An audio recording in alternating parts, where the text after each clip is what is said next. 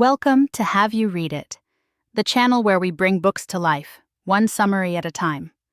Whether you're here for self-help, personal growth, or business inspiration, there's something for everyone.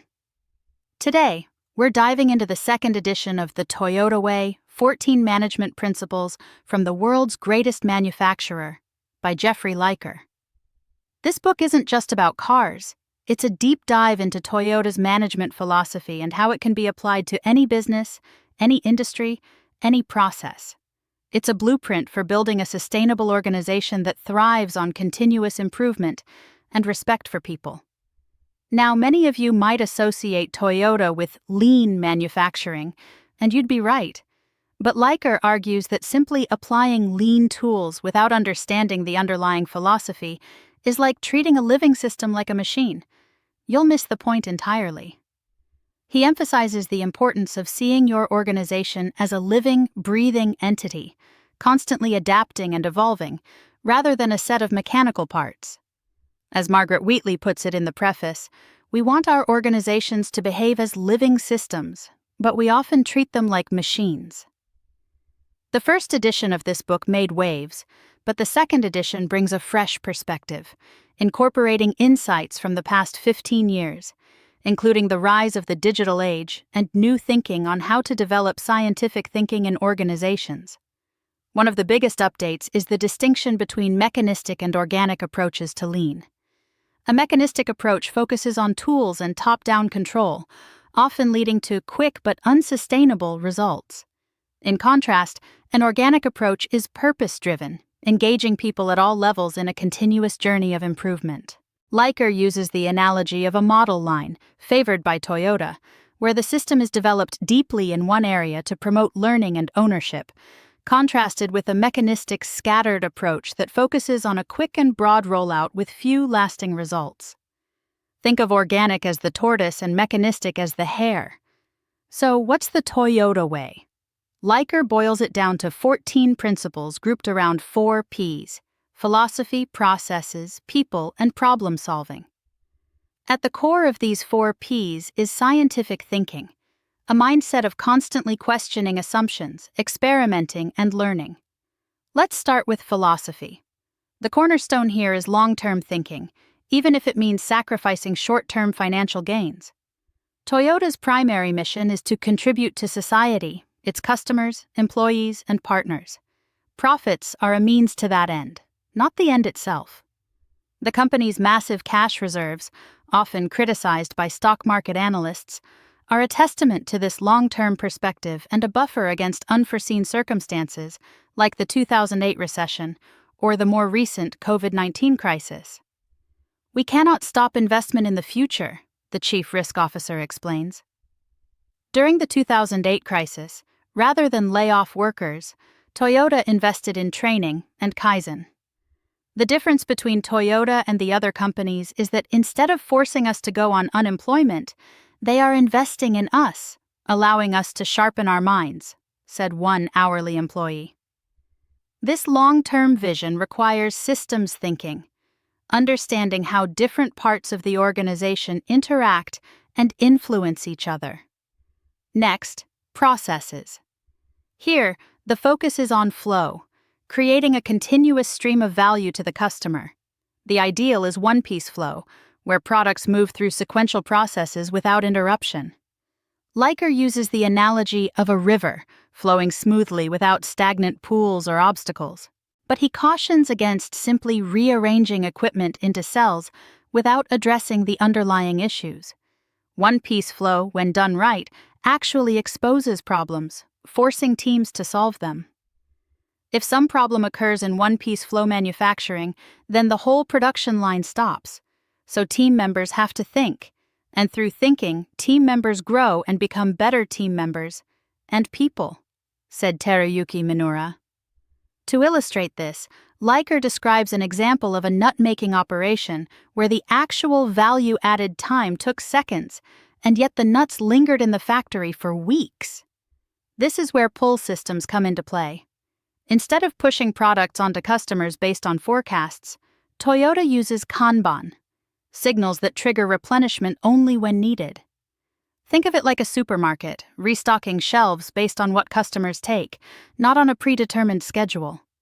Leiker gives an example of a General Motors office that implemented a Kanban system for supplies, noting that the benefits extended beyond cost savings to increased interest in continuous improvement. The goal, though, is not just to implement Kanban, but to eventually eliminate it by streamlining processes and getting closer to one-piece flow. And underpinning both flow and pull is the often misunderstood concept of heijunka, leveling out the workload. This means smoothing out production to avoid peaks and valleys, even if it means sometimes building extra inventory, as Leiker illustrates with the example of an aluminum gutter plant. Leveling enables standardized work, creating a steady cadence and reducing overburden on people and equipment. Toyota uses takt time, the rate of customer demand, as the heartbeat of this leveled flow. Moving on to people, Leiker emphasizes respect, challenge, and growth. He points out that Toyota grows its leaders from within, nurturing a consistent culture and deep understanding of the work.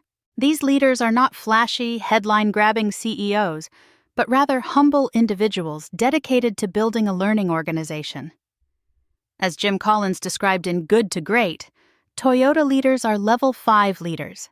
They are personally humble, but have a clear and focused professional will. Before we build cars, we build people, is a common saying at Toyota. These leaders embrace Genchi Genbutsu, going to the source to see for themselves, as illustrated by the story of a Lexus chief engineer who drove across North America to understand customer needs. And they practice hour and so, regular reporting, informing, and consulting to stay connected and coach their teams. Toyota's organizational structure reflects this philosophy, turning the traditional pyramid upside down, placing team members doing the value-added work at the top. Team leaders play a critical role, supporting and developing their teams, responding to andons, and leading Kaizen. Leiker describes how Toyota developed the first American president of its Kentucky plant over 18 years, emphasizing the long-term commitment to growing leaders. Toyota extends this respect to its value chain partners, challenging and supporting suppliers and dealers, building a network of mutual trust and continuous improvement. Leiker shares stories of his time at NUMMI and the turnaround at Dana Corporation, where he saw firsthand Toyota's commitment to job security, even in the face of economic downturn.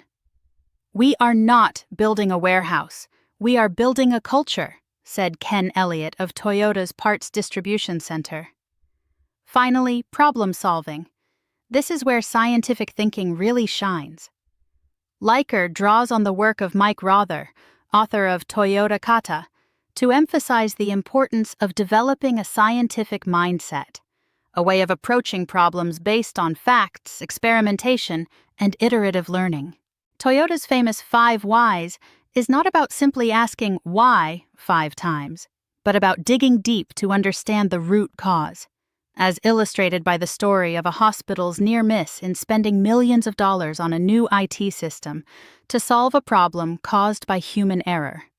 Leiker highlights the difference between PDCA, Plan Do Check Act, used for breakthrough changes, and SDCA, Standardized Do Check Act, for addressing deviations from standard.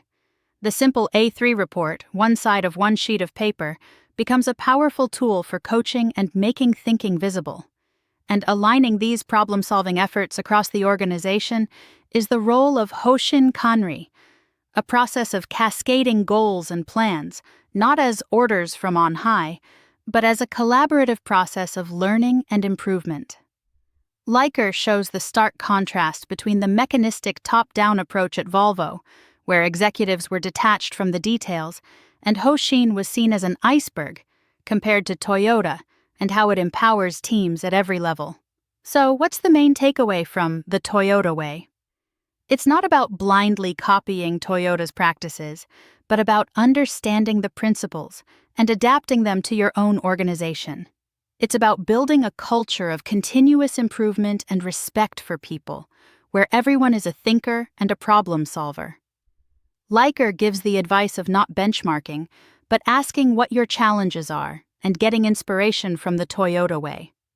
Here are a few easy-to-remember heuristics. Think long-term. Don't sacrifice the future for short-term gains. Go and see. Get to the gemba. Observe. Understand. Ask why. Dig deep to find the root cause. Experiment and learn. Embrace the PDCA cycle. Respect people. Develop your team members and partners. Strive for flow. Create a continuous stream of value. Challenge everything. Embrace continuous improvement. Thanks for watching. Have you read it? Make sure to give this video a thumbs up and hit that subscribe button so you never miss our next book dive.